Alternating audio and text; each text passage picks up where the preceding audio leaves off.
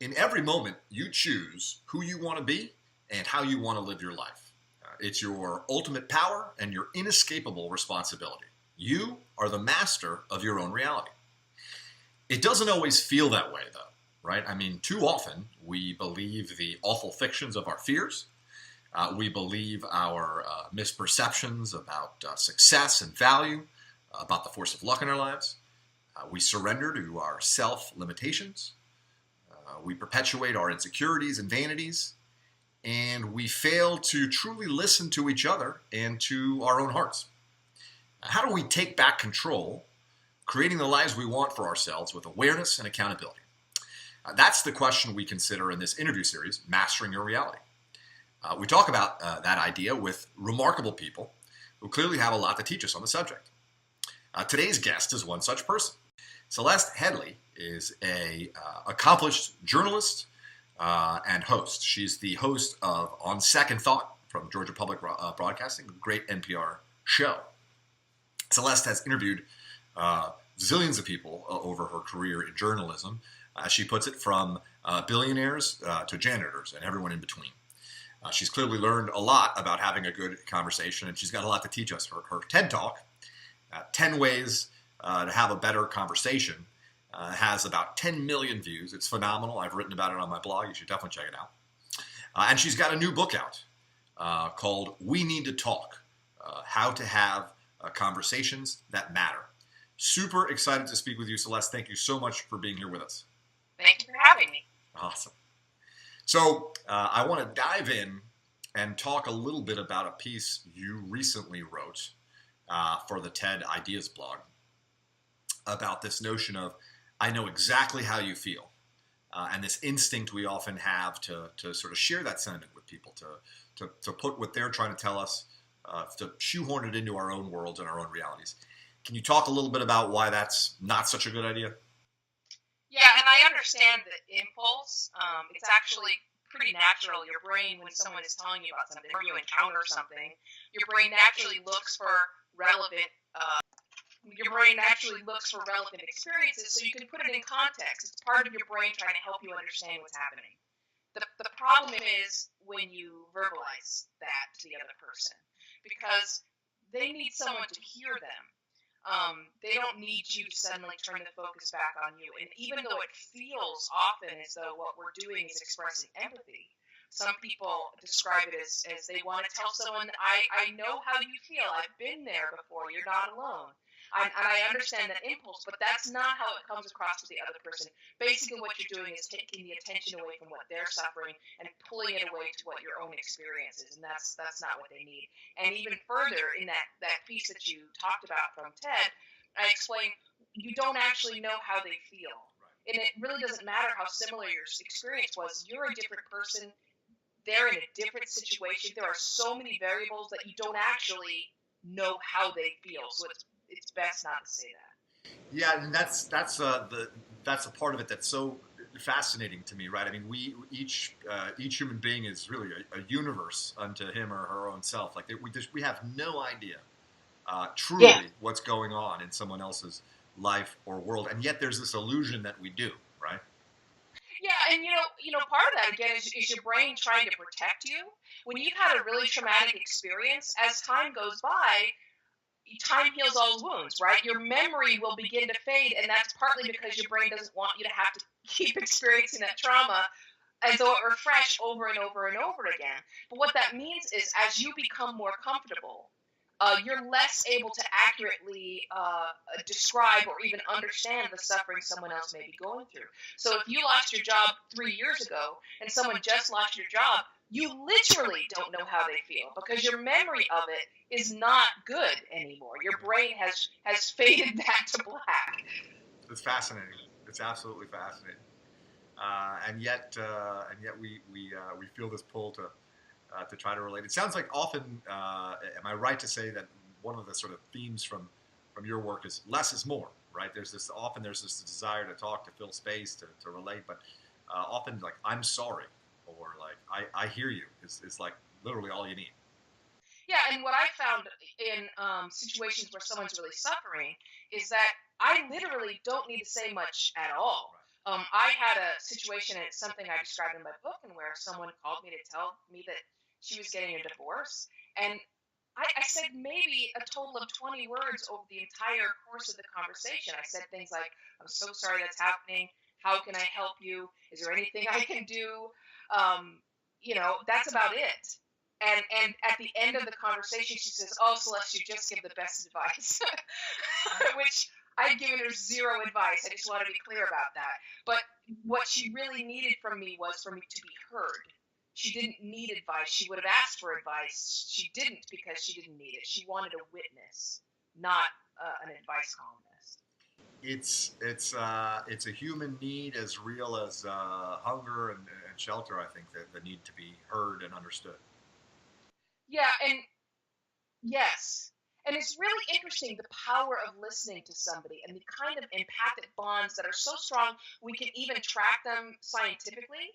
We know that one of the ways, and there's this great work on empathy that comes out of the University of Berkeley, their Greater Goods Center, and we know that actually listening to somebody else's perspective, just hearing someone else's views, actually is one of the most effective ways we have of creating empathy.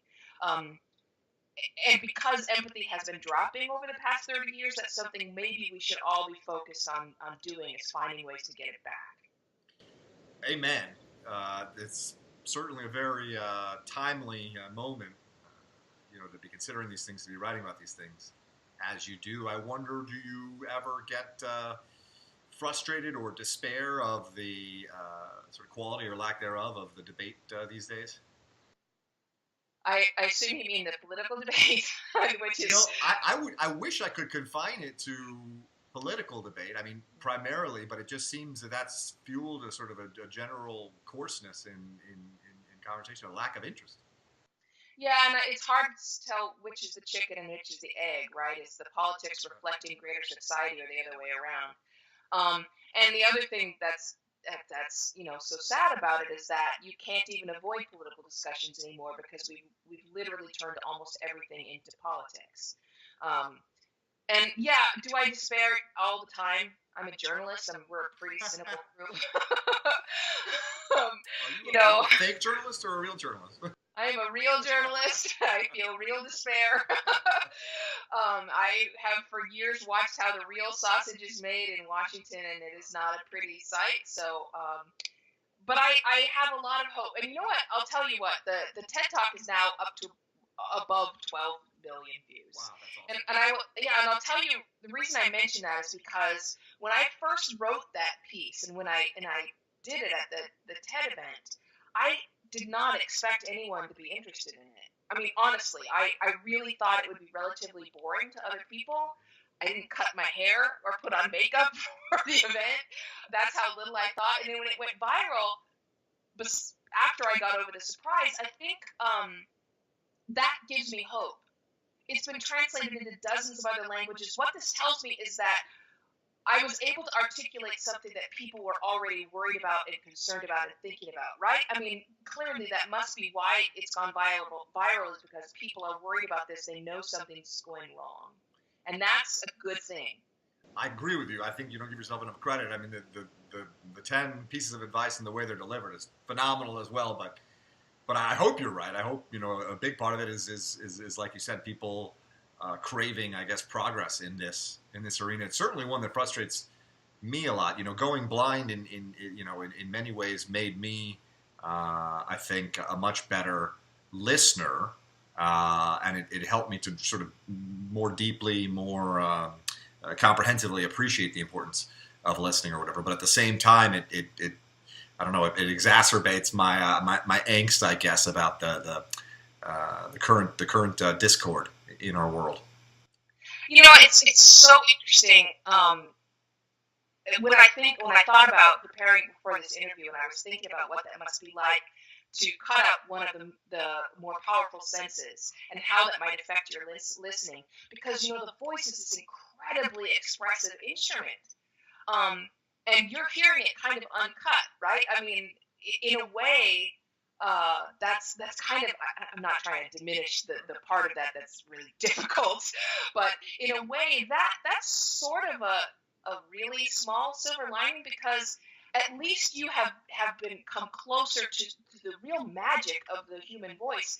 You know, in Japan they have these sensors on some of their planes where they can listen to a pilot's voice and sense fatigue 15 to 20 minutes before he ever feels tired. The human voice is so powerful and so expressive. We really take it for granted.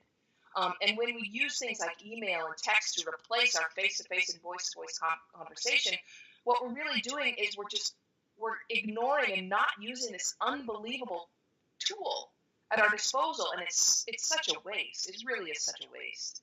I'll go one further. It's a story I've written about and talked about, but I'd love to share with you. When I first started running my current business, the construction services company that I run, I was worried that my blindness was going to be an impediment to my leadership or my ability to run my leadership team meetings. Mm-hmm. But ultimately, it actually wound up being a phenomenal thing for us and for our team, because if you think about it, we would sit around the conference room and someone would say something and everyone else would just nod. And I would sit there and say, wait a minute, are you guys nodding? And they'd say, oh yeah, we're nodding, sorry, we forget you're blind or whatever. And I'd be like, haha, I'm still blind, and would get a little frustrated and kind of say, okay, let's just go around the table real quick and everybody say, yes, I agree. Because if everybody nodded, they're going to say, yes, they agree. It never happened once, right? It was always, yeah, I guess I sort of agree. Or, well, and then, lo and behold, more conversation, more discussion. Yeah, that's really interesting. So you end up, you're in a way forcing people to verbalize the things that they didn't want to say. Exactly right, because they didn't want to be vulnerable, they didn't want to be accountable. It's, again, totally natural human tendencies or whatever, but here I was thinking that it was my blindness that was this source of awkwardness or whatever. And in reality, I'm convinced the real awkwardness is the inherent awkwardness in truly communicating openly with people and being vulnerable. Wow, that's really fascinating. Yeah, we don't even think about those things, but you have a different view on that particular subject of communication, which really gives you kind of an insight that I don't have. It's really interesting. And do the people, now that they are kind of forced to verbalize these thoughts, does it feel less awkward? Yes. So it really drove us to be a very highly functioning team, a really high performance team, and once we all kind of got comfortable and it became sort of status quo. I mean, the team communicates at a far deeper level and avoids ambiguity, and it's also, and people know that their opinions matter. It's been great. It's really been a beautiful thing, and so I'm always weary of nonverbal communication. The nod, I think the nod is a very dangerous thing in our world. Yeah, because it's contagious, right? If everyone's nodding, you just nod along with them. And it's so ambiguous, right? I mean, there's a lot of wiggle room in the nod. That's true. It means something sometimes entirely different. And that's why I talk a lot about the sort of three pillars of meaning in conversation, one of which is the vocabulary, the words that you choose. The second one is body language, but the third one is tone of voice. And if you truly want to understand, you need the sound of the person's voice to really put everything else in context. Because if someone accompanied a nod with, yeah, then you immediately know what that nod means, right? Just like if you say, hey, Celeste, can you do this for me? And I say, hey, maybe. Or I say, maybe. The second one means no. It's not happening. And the tone of voice is just, that makes all the difference. And I just wish people would use their cell phones for the purpose for which it was originally designed. That's what I wish. But you also even when you got to listen too. I mean, you got to pay attention. Yeah, absolutely. And that's what we so often don't do. And I think that cell phones are not the source of our problems with listening. We, the guy that we call the father of listening, Ralph Nichols, was doing research into this all the way back in the 1950s and 60s. We've been researching listening for a long time. And the fact of the matter is that human beings are just not born good listeners. You have to learn how to listen. But I will say that the smartphone has made it easier and easier for us to not improve our listening skills. And, social media encourages you to hold forth without ever listening or responding to anybody else. So I think that it's getting worse maybe than it ever has. I don't have a measure for that. There's no way for me to know. But my sense is that we're becoming worse listeners maybe than ever before. That's my gut feeling as well, and I'm not at all qualified to opine, but it's the way it feels for sure. Yeah. What do you make of Celeste? What do you make of? It's a tricky topic, but this whole quote unquote, we live in a post-factual reality and alternative facts, and just the same way that listening maybe seems to be undervalued or overlooked as a sort of fundamental and valuable part of life. Facts just don't seem to matter anymore. And particularly when you're interviewing people in your sort of professional capacity, but also sort of personally, to what extent can you say, what, listening is listening, but at the same time, like, I'm not willing to perpetuate a lie? Yeah. Okay. So I'm a journalist. My entire job is to find the truth and report it and present it to you. So if I'm talking to someone and they say something that's not true, I'll say, you know what, that's not true. Let me tell you the truth of that. I'm this is just a sidelight. I just want to explain that what you're saying right now is untrue. And then let's get back to what you were saying. Or I'll ask them questions. What is your source on that? That seems pretty extreme. Where did you get that number? Or if it's like an anti-vaxxer or something, I'll say, where did you study medicine? What is it on which you're founding this? I'll begin to ask them questions about it. And in a way, I see that as my job. I don't think that's anybody else's job to fact check people, but that's literally what I do for a living. I'm able to be very courteous and non-aggressive about it. Which not everyone is, because it can be very frustrating when people choose to deny reality. But I will say that that's not the province of either side. There are people on both the left and the right. The human species is the only species that suffers from confirmation bias. You know what confirmation bias is? When you believe something. For the sake of your listeners, I'll just explain this. When you believe something really hard and someone presents you the evidence that proves it's not true, and that makes you believe it more. I mean, you have to think about this, that if a mouse suffered from confirmation bias, so think about this for a second. If a mouse is convinced there's no cat in the other room, and you present evidence that there is indeed a cat in the other room, and they're like, no, I absolutely believe there's no cat in the other room, right? Mice would disappear off the face of the planet. Confirmation bias is not a help to a species.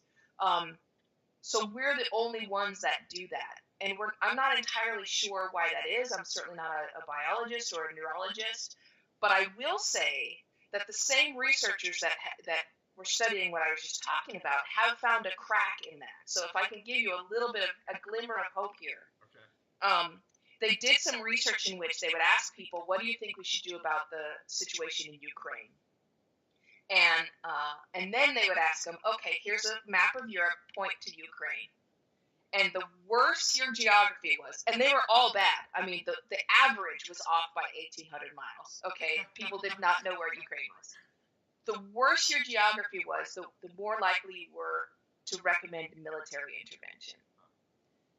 But to take it a step further, when they then asked people to explain the effect of their opinion, whether it was merit pay for teachers or healthcare or whatever it may be, when they then told people, okay, you explain to me what happens if what you want gets put in place, they had trouble doing that, as you can imagine.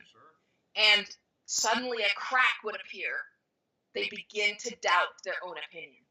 And as far as I'm concerned, that's the first I've seen of a crack in that confirmation bias wall. And to me, it's very encouraging. It means there's hope. We can still use facts. Facts still matter.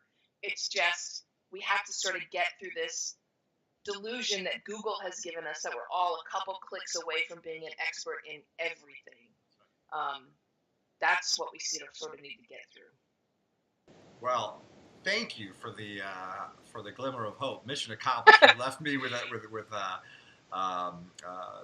bit of optimism, and certainly the work that you do gives me great hope.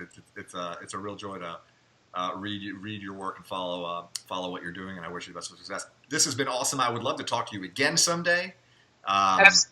Let's do this. Can you let folks know what's the best way for them to find out more information about We Need to Talk, where to go, and buy the book and all that? Sure. The easiest thing is just to go to CelesteHeadlee.com, and they have a link to pretty much every location that you can buy the book, and I have a lot of blogs there too. Awesome, and we'll post that link along with this interview. Thank you so much. I really appreciate it. Thank you, Celeste. I hope to talk to you again. Absolutely. Have a great one. You too. Thanks.